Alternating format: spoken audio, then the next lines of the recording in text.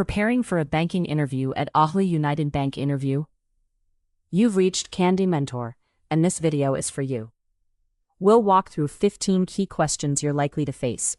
For each question, you'll see a sample answer, followed by the key points to cover.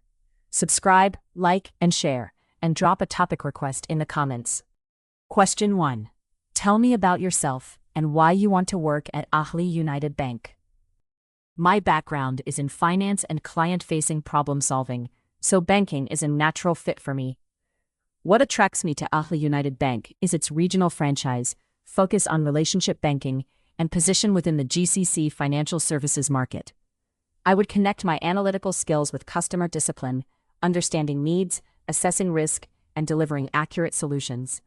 I would also show that I can work in a regulated environment where trust and execution matter. While answering, focus on a concise career story, relevant finance or customer experience, why Ahli United Bank interests you, and how your strengths fit a regulated, relationship-driven banking environment. Question 2. How does a commercial bank like Ahli United Bank make money? A bank intermediates between surplus and deficit customers. It accepts deposits, provides credit, enables payments, and offers advisory or wealth products. The core earnings driver is net interest income, lending at a higher yield than the cost of deposits. Fees from cards, transfers, trade finance, and asset management add diversification. For a bank like AUB, profitability depends on disciplined lending, strong customer relationships, liquidity management, and operating within central bank regulations.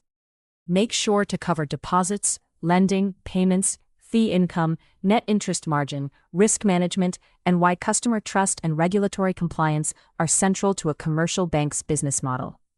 Question 3. Which financial ratios would you use to evaluate a bank's performance? I would look at the bank through profitability, asset quality, capital, and liquidity. Profitability includes ROA, return on equity, net interest margin, and cost-to-income ratio. Asset quality covers non-performing loans, provision coverage, and credit cost. Capital strength is measured through CET1 and capital adequacy ratios. Liquidity is captured by loan-to-deposit ratio, LCR, and stable funding. Together, these show whether growth is profitable, prudent, and sustainable. I would avoid judging a bank only by balance sheet size. In your answer, talk about profitability, asset quality, capital strength, liquidity, funding stability, and efficiency. Show that bank analysis differs from analyzing industrial companies. Question 4. Walk me through how you would assess a corporate loan application. For a corporate loan, I start with the borrower's business model, management quality, industry outlook, and purpose of borrowing. Then I review historical financials, cash flow capacity, leverage, DSCR, collateral, and repayment source. I also test downside cases because banks get repaid from cash flow, not optimism. Finally, I assess covenant structure, pricing for risk, regulatory limits, and whether the facility fits the bank's relationship strategy. Be sure to mention borrower profile, purpose of facility, cash flow repayment capacity, financial ratios, collateral, covenants, industry risk, management quality, and bank relationship considerations. Question 5. Explain International Financial Reporting Standards 9, Expected Credit Loss in a Banking Context. International Financial Reporting Standards 9 requires banks to recognize credit losses based on expected losses, not only incurred losses. Assets move through stages. Stage 1 recognizes 12-month ECL. Stage 2 recognizes lifetime ECL after significant credit deterioration. And Stage 3 covers credit-impaired assets. The model combines probability of default, loss given default, and exposure at default. In an interview, I would link it to provisioning, profitability, capital, and early risk identification. While answering, focus on expected versus incurred losses, the three-stage model, PD, LGD, EAD, provisioning impact, credit deterioration, and how International Financial Reporting Standards 9 affects bank profitability. Question 6. What is net interest margin and how do rising interest rates affect it? Net interest margin is the spread between what a bank earns on interest-bearing assets and pays on funding. If rates rise, asset yields may reprice faster than deposits, improving NIM. But if deposit competition increases or borrowers face stress, the benefit can reverse. I would also mention duration gaps. fixed versus floating loans, customer behavior, and hedging. NIM is powerful because small basis point changes can materially affect bank earnings. Make sure to cover earning assets, funding costs, deposit repricing, loan repricing, asset liability management, interest rate sensitivity, and why the impact is not always automatically positive. Question 7. How would you handle an upset customer who complains about a fee or delayed transaction? First, I would listen without interrupting and confirm the customer's issue in simple language. Then I would check facts, timelines, account records, and policy requirements before promising anything. If the bank made an error, I would own the process and escalate quickly. If the customer misunderstood a fee or process, I would explain calmly and offer the best compliance solution. The goal is retention without compromising controls. In your answer, talk about listening, empathy, fact-checking, policy awareness, escalation, complaint documentation, service recovery, and balancing customer satisfaction with bank procedures. Question 8. What are KYC and AML? And why are they critical for a bank? KYC means knowing the customer's identity, source of funds, expected activity, ownership structure, and risk profile. AML controls prevent the bank from being used for laundering, sanctions breaches, fraud, or terrorist financing. In practice, I would verify documents, monitor unusual transactions, refresh customer data, and escalate red flags. For a GCC bank, strong compliance protects the license, correspondent banking relationships, reputation, and customers over the long term. Be sure to mention customer identification, beneficial ownership, source of funds, sanction screening, transaction monitoring, suspicious activity escalation, regulatory penalties, and reputational risk. Question 9. Explain the difference between retail banking, corporate banking, and treasury.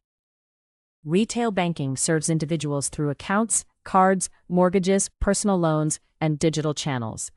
Corporate banking supports companies with working capital, term loans, cash management, trade finance, and relationship coverage. Treasury manages liquidity, funding, interest rate risk, FX, and investments. I would show that these units are connected. Retail deposits can fund corporate lending, while Treasury ensures the bank stays liquid and compliant with market risk limits. While answering, focus on customer type, products offered, revenue sources, risk profile, liquidity management, and how business units support each other inside a universal bank. Question 10. A long-standing customer asks for an overdraft, but cash flows look weak. What would you do? If cash flows look weak, I would not approve an overdraft just because the customer has a relationship. I would ask why the gap exists, whether it is temporary, and what repayment source supports the facility. I would review receivables aging, inventory, bank statements, existing debt, and collateral. If risk is manageable, I might recommend a smaller limit, tighter monitoring, or receivable-backed structure. Make sure to cover relationship value versus credit discipline, repayment source, temporary versus structural weakness, documentation, collateral, risk-based approval, escalation, and professional communication if declining. Question 11. How would you investigate a reconciliation difference in a bank account or general ledger? With a reconciliation issue, I would first isolate the difference by date, amount, product, and transaction reference. Then I would compare the core banking system, general ledger, bank statements, and supporting vouchers. Common causes include timing differences, duplicate entries, wrong account mapping, or unposted fees. I would correct only with proper approval and documentation. Reconciliations matter because small breaks can signal operational risk or customer impact. In your answer, talk about isolating the variance, checking source systems, timing differences, duplicate entries, approvals, audit trail, documentation, and control implications. Question 12. What is the difference between capital adequacy and liquidity coverage? Capital adequacy shows whether a bank has enough capital to absorb losses, especially credit or market losses. Liquidity coverage shows whether it can survive short-term cash stress using high-quality liquid assets. In simple terms, capital protects solvency, liquidity protects day-to-day survival. I would connect both to Basel requirements, central bank supervision, depositor confidence, and rating agency views. A profitable bank can still fail if liquidity is mismanaged. Be sure to mention solvency, loss absorption, Basel capital ratios, short-term liquidity stress, high-quality liquid assets, depositor confidence, and why banks must manage both. Question 13. What do you know about Ahli United Bank's regional and strategic context? Ahli United Bank has been known as a regional banking franchise with retail, corporate, treasury, and wealth capabilities across key Middle Eastern markets. Its acquisition by Kuwait Finance House is also important because it changes strategic priorities, branding, integration, and Islamic banking alignment in some jurisdictions. I would show awareness without overclaiming details. The practical takeaway is that employees must adapt to integration, compliance standards, product changes, and customer communication. While answering, focus on AUB's Middle East banking presence, relationship-led model, acquisition by Kuwait Finance House, integration awareness, Islamic banking context, and adapting to change without overstatement. Question 14. How do digital banking trends affect banks like Ahli United Bank? Digital banking improves convenience, lowers servicing cost and scale, but it also raises fraud, cybersecurity, data privacy, and operational resilience risks. If asked about this, I would balance innovation with controls. Good digital banking requires secure authentication, transaction monitoring, clear user experience, incident response, and customer education.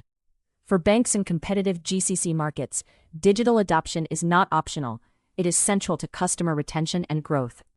Make sure to cover customer convenience, cost efficiency, competition, cybersecurity, fraud monitoring, data privacy, operational resilience, and the need to balance innovation with controls. Question 15. How do you manage pressure when deadlines, customers, and controls all compete? In banking, pressure usually comes from deadlines, customer expectations, audit requests, and regulatory accuracy. I would manage it by prioritizing high-risk items, confirming requirements early, communicating delays before they become problems, and keeping evidence organized. For example, during month-end or credit submission deadlines, I would separate urgent client issues from routine tasks.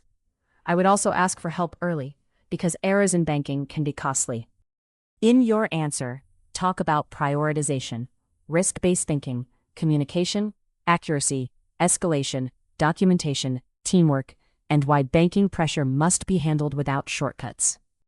If you are still with us, congratulations, you are much ahead of the rest and serious about preparing for your interview. We hope we were able to add value to your preparation and create some helpful content. Do not forget to like and share this video. Your small act can do great things for us.